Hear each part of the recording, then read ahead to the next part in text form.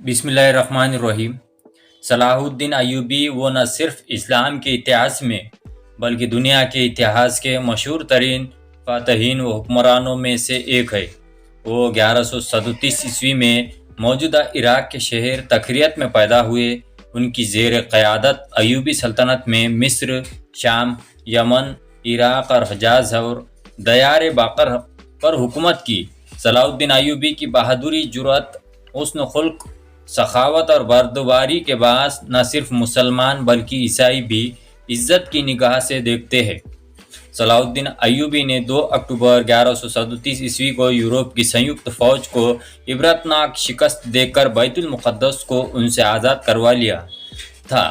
سلطان صلاح الدین ایوبی نسلاً کرد تھے اور 1137 عیسوی میں تکریت کردستان کے اس حصے میں پیدا ہوئے جو اب عراق میں شامل ہے۔ شروع میں وہ سلطان نور الدین جنگی کے یہاں ایک فوجی افسر تھے۔ مصر کو فتح کرنے والی فوج میں سلطان صلاح الدین ایوبی بھی موجود تھے اور ان کے سپہ سالار شیر کوہ صلاح الدین ایوبی کے چاچا تھے۔ مصر فتح ہو جانے کے بعد صلاح الدین ایوبی کو 564 ہجری میں مصر کا حاکم مقرر کر دیا گیا۔ اس زمانے میں 569 ہجری میں انہوں نے یمن بھی فتح کر لیا تھا۔ نور الدین جنگی کے انتقال کے بعد صلاح الدین ایوبی حکمرانی پر قابض ہوئے۔ سلطان صلاح الدین ایوبی اپنے کارناموں میں نور الدین جنگی پر بھی بازی لے گئے۔ ان میں سنگھرش کا جذبہ کوٹ کوٹ کر بھرا ہوا تھا اور بیت المقدس، مسجد اقصی، یروشلم کی فتح ان کی سب سے بڑی خواہش تھی۔ مصر کے بعد صلاح الدین ایوبی نے 1182 عیسوی تک شام، موصول، حلب وغیرہ فتح کر کے اپنی سلطنت میں شامل کر لیے تھے۔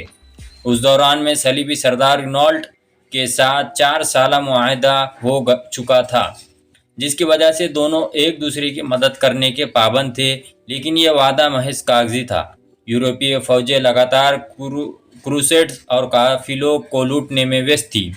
1186 عیسوی میں کروسیڈرز کے ایک ایسے ہی حملے میں رینالڈ نے یہ کوشش کی کہ بہت سے دیگر عیسائی فوجوں کے ساتھ مدینہ منورہ پر حملہ کی غرض سے حجاز مقدس پر حملہ ور ہوئے۔ صلاح الدین ایوبی نے ان کی سرگرمیوں کی روک تھام کے لیے قدم اٹھائے اور فوراً رینالڈ کا پیچھا کرتے ہوئے حطین میں اس تک پہنچ گئے۔ سلطان نے یہی دشمن کے لشکر پر ایک ایسا آتش گرد مادہ ڈلوایا جس سے زمین پر آگ بھڑک اٹھی۔ چنانچہ اس آتش کے ماحول میں 4 جولائی 1187 عیسوی کو حطین کے مقام پر تاریخ کی خوفناک ترین جنگ کا آغاز ہوا۔ اس جنگ کے نتیجے میں 30,000 کروسیڈرز کے مارے گئے اور اتنے ہی قیدی بنا لیے گئے۔ رینالڈ گرفتار ہوا اور سلطان صلاح الدین ایوبی نے اپنے ہاتھ سے اس کا سر قلم کیا۔ اس جنگ کے بعد اسلامی فوج عیسائی علاقوں پر چھا گئی۔ حطین کی فتح کے بعد صلاح الدین ایوبی نے بیت المقدس کی طرف رخ کیا۔ ایک ہفتہ تک خونریز جنگ کے بعد مسیحیوں نے ہتھیار ڈال دیے اور رحم کی درخواست کی۔ 2 اکتوبر 1187 کو بروز جمعہ بیت المقدس 88 سال بعد دوبارہ مسلمانوں کے قبضے میں آیا اور تمام فلسطین سے عیسائی حکومت کا خاتمہ ہو گیا۔ بیت المقدس کی فتح سلطان صلاح الدین ایوبی کا عظیم الشان کارنامہ تھا۔ صلاح الدین ایوبی مسجد اقصی میں داخل ہو کر نور الدین جنگی کا تیار کردہ منبر اپنے ہاتھ سے مسجد میں رکھا۔ اس طرح نور الدین جنگی کی خواہش سلطان صلاح الدین ایوبی کے ہاتھوں پوری ہوئی۔ سلطان صلاح الدین ایوبی نے بیت المقدس میں داخل ہو کر وہ مجالس نہیں کی ہے جو اس شہر پر قبضے کے وقت مسیحی فوجیوں نے کیے تھے۔ صلاح الدین ایوبی نے ایک مثال فاتح کی حیثیت سے بیت المقدس میں داخل ہوئے۔ انہوں نے فدیہ لے کر ہر مسیحی کو امان دے دی اور جو غریب فدیہ نہیں ادا کر سکے ان کے فدیے کی رقم صلاح الدین ایوبی کے بھائی ملک عادل نے خود ادا کیے۔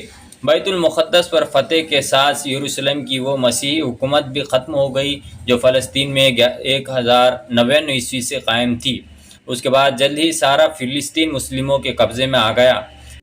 بیت المقدس پر تقریباً 761 سال مسلسل مسلموں کا قبضہ رہا۔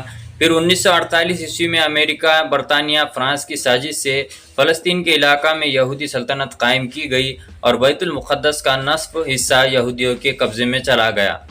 1967 عیسوی کے عرب اسرائیل جنگ میں بیت المقدس پر اسرائیلیوں نے قبضہ کر لیا۔